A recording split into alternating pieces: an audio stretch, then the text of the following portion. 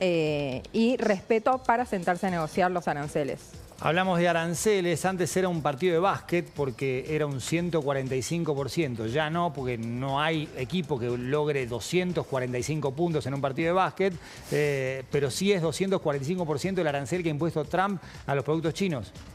Esa es la amenaza total cuando se contempla, Juan, exactamente esos 145% que ya dijo Trump junto con los aranceles que venían de antes, por lo cual 245% es el total al que se enfrentaría China en caso de no sentarse a negociar. Recordemos que esto, como venimos hablando, ¿no? Es toda una técnica de negociación. De hecho, hoy mismo China le dijo a Trump, dejen de chantajearnos y negociemos sinceramente en relación a qué va a pasar con la guerra comercial, por esto mismo que vos decís, 245% de aranceles es una locura, pero obviamente es parte de esta negociación en la cual China también hoy sumó un dato que por un lado es optimista, pero por otro lado también habla de el acelere que generó a nivel mundial todas las amenazas de Trump, con un crecimiento del 5,4% interanual en su PBI en el primer trimestre, algo que está un poco por arriba de las previsiones, pero que también muchos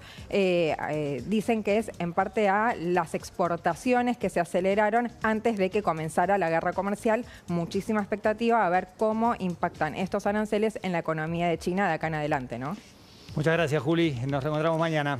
Gracias, Juan. Hasta mañana. Vamos a conversar con Sabino Vaca Narvaja, politólogo y ex embajador argentino en China. Sabino, un placer tenerte acá. ¿Cómo va todo? Muy bien, muchas gracias por invitarme. Queremos entender a China en este contexto de guerra comercial con Estados Unidos. ¿Qué tenemos que saber? Primero que China ya afrontó una primera guerra comercial, ¿no? Este es un dato interesante, con la misma persona, que es Trump, ¿no? Del otro lado estaba el mismo presidente Xi Jinping. Entonces ya yo creo que esto es crónica de un arancel anunciado, ¿no? Toda la campaña, la verdad que creo que la sorpresa mundial fue porque fue el arancel de escala planetaria. Lo que estamos viendo ahora con la pausa de 90 días, que el objetivo, como el primero, era claramente China. Muchos analistas plantean, y yo comparto, que la primera guerra arancelaria tenía como objetivo, acuérdense, frenar el gran avance tecnológico que tenía China en telecomunicaciones 5G, incluso acuérdense el bloqueo de los semiconductores, y después pasó al esquema de la inteligencia artificial, entre otros segmentos. Y obviamente fracasó, ¿no? Termina Trump con la toma del Capitolio y con Biden presidente, ¿no? Ahí veíamos la imagen de Biden, una venganza después de cómo fue tratado en el medio de la elección. Sí, pandemia en el medio también, exactamente, ¿no? Y esta segunda guerra arancelaria, que igual ya con el 100% arancel, lo que quiere decir que se detiene el comercio entre las dos potencias más grandes hoy del mundo. Podés poner un arancel de 1500%, ya no con importa. El 100% ya se terminó el vínculo comercial entre ambos países, que quiero decirles que es muy grande. Obviamente el primer socio comercial está en la región de Estados Unidos, Canadá y México, y luego extrarregional el primero más importante es China, y para China el primero más importante es Estados Unidos. Son muy interdependientes. Yo creo que tiene más dependencia Estados Unidos, ahora vamos a decir por qué, pero el trasfondo de esta nueva guerra comercial yo creo que tiene que ver con esto que dijo Bessent, el secretario del Tesoro, con lo que dijo Claver Carone y con lo que dijo Trump apenas asumió con el posteo de X, que planteó que si los BRICS osaban enfrentar la hegemonía del dólar, él iba a empezar un esquema arancelario muy fuerte. Entonces, el trasfondo de esta segunda guerra arancelaria tiene que ver con la hegemonía que yo creo que empieza a estar en declive del dólar como patrón de moneda internacional, y ahora vamos a hablar de algunos indicadores de por qué está en declive. Yo creo que Trump, con cierta lucidez, entiende que hay un declive comercial, ¿no? El esquema arancelario, entiende que hay un declive tecnológico. Acuérdense el Stargate, lo que pasó con DeepSeek, ¿no? Anuncia un esquema de mucha inversión en inteligencia artificial y aparece una empresa de Liang Wanfen de 39 años con una escala con mucho menos inversión y destrona a OpenAI, a ChatGPT, que daba el mismo servicio pero pago.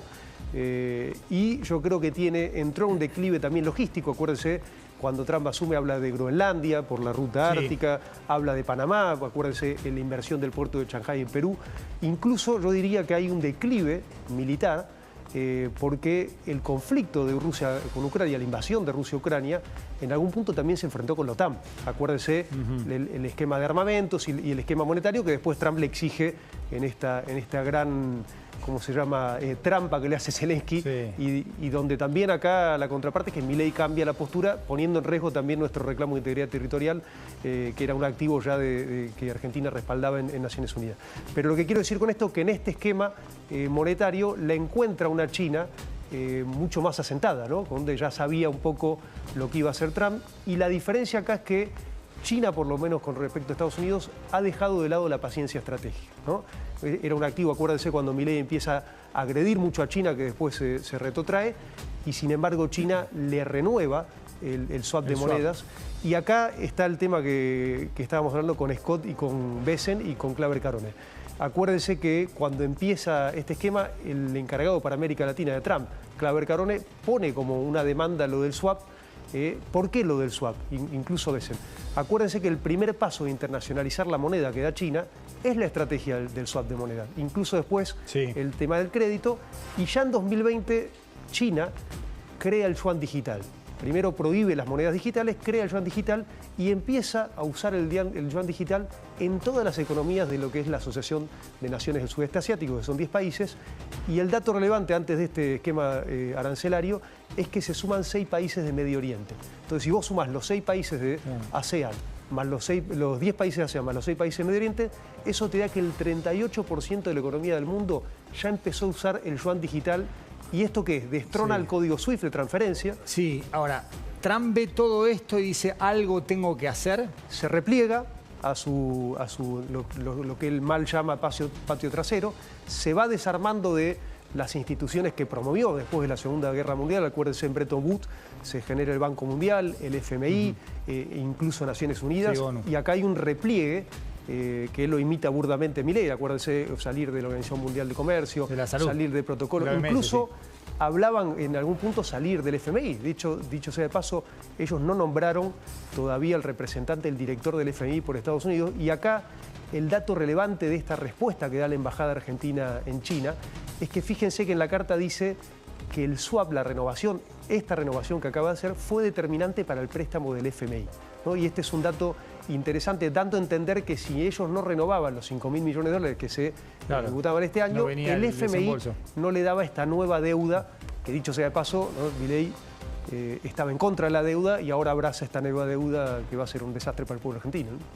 Sabino, y en relación a los aranceles y esta guerra comercial que hay entre Trump y China, particularmente vos conocés mucho cómo operan en la idiosincrasia los chinos y como vos decías, Estados Unidos es más dependiente de China que China de Estados Unidos. ¿Nos podrías explicar esto y cómo puede jugar en las negociaciones que se vienen? Sí, exactamente, porque acuérdese que lo que obtiene China de Estados Unidos son bienes agropecuarios, ¿no? Incluso esto, si nosotros hubiésemos tenido una lectura internacional más adecuada a la realidad, podríamos obtener ventaja, como va a obtener ventaja Brasil, porque básicamente le venden soja, carne, todo lo que tiene que ver con productos agroalimentarios, no así lo que obtiene Estados Unidos de China, que son más que nada componentes. Fíjense este dato, cuando Trump empieza la escalada, rápidamente desescala los productos electrónicos. ¿Y por qué? Porque se iba a dar algo icónicamente muy paradójico, que es que iba a pagar el doble el iPhone, que icono más importante para Estados Unidos, de Apple, que en China. Entonces iba a dar una especie de, no sé, de turismo a China para comprar a la mitad de precio del iPhone. Y acá también es interesante porque acuérdense que Estados Unidos va cambiando las reglas según su ventaja, porque en realidad gran parte del crecimiento chino tiene que ver con la apuesta de Estados Unidos de relocalizar sus empresas en China, incluso Alemania con industria automotriz. Pero claro, China, primero, la mano de obra barata era su ventaja y las exenciones impositivas, y lo que le pedía era transferencia de tecnología y asociarse con empresas locales. Después de 40 años, China hoy ya, en términos de manufactura, es la número 1 del mundo, pero fíjense en determinados segmentos industriales. En la industria automotriz produce el 33% de los autos del mundo. Esto quiere decir que si sumás Europa, Estados Unidos, Japón y Corea del Sur, China produce más autos que todos estos países y bloques, y además el 40% de esos autos son autos eléctricos. Por eso le compite a Tesla, que pide a Biden, Elon Musk, el 100% arancel contra BYD. Sabino, ¿ves un acuerdo posible? Yo creo que sí. Recién hablaban de que la estrategia de Trump es pegar para negociar, él lo ha dicho en sus biografías. Yo creo que la diferencia en esta etapa de China es que tiene un as en la manga, que China sigue siendo aún hoy el principal tenedor de bonos del Tesoro norteamericano. Claro. ¿No? O sea, si bien en una curva de 10 años se desprendió a la mitad, con un simple anuncio que haga China de decir me voy a desprender, es un golpe económico y es una carta que yo creo que la va a jugar en el momento determinado. Y fíjense que yo creo que está retrocediendo Estados Unidos. Acaba de decir, porque se da esto, él tiene también Trump una interna muy fuerte, y no es casual que salga Biden, hubo muchas movilizaciones en este esquema, con el titular de la Fed, Jerome Powell, que le está diciendo que va a haber recesión e inflación y él le está pidiendo que baje la tasa para licuar, porque el otro problema que tiene Estados Unidos es la gran deuda que tiene, que es insostenible, y si la Fed sigue subiendo las tasas, eso genera, con este esquema arancelario, un descalabro no solo mundial, sino que va a tener un impacto muy fuerte al interior. Entonces probablemente la foto termine como en el primer gobierno de Trump, saliéndole mal el esquema arancelario y sin duda, repito, no solo con los 6 países de Medio Oriente y con la ASEAN, sino que ya los BRICS ampliados están discutiendo el uso de las monedas propias. En la última cumbre se habló de la moneda digital de los BRICS. Y para tener una idea de qué implica este nuevo yuan digital, hubo una transferencia de Hong Kong a Abu Dhabi y lo que tardaba el código SWIFT de 5 a 7 días, esto fue en 7 segundos. Se evitaron la intermediación de 6 bancos y hubo un ahorro del 98% de costo financiero. Y acá hay un ejemplo que los emergentes vieron de nuevo, con la invasión de Rusia a Ucrania. Cuando Estados Unidos y Europa usaron como un arma de guerra la parte de bloqueo bancario y el uso, bloquearle el código SWIFT, los emergentes dijeron, si esto lo usan como un arma de guerra, lo pueden usar para nosotros. Y el otro impacto fuerte es lo que pasó con la economía rusa. Se fortaleció. Todos los países dijeron, al final, la dependencia del dólar no solo nos trae complicaciones, sino que podríamos generar más desarrollo si comerciamos en nuestra propia moneda. Sabino, muchísimas gracias. Y gracias por el libro, Atento al Camino, Crónicas en China, Sabino Bacanar Baja, con prólogos de Cristina Fernández y Dilma Rousseff. Y quiero decir una última cosa, yo creo que en este momento nos puso Milei en el peor de los mundos, porque es una subordinación política muy fuerte de Estados Unidos y también una subordinación económica a China. Estoy hablando que es el primer productor de bienes manufacturados. Si vos no protegés tu sector industrial, probablemente haya un industricidio en este esquema de apertura indiscriminada. ¿Y tiene posibilidad de ecualizar entre la relación con China y la relación con Estados Unidos?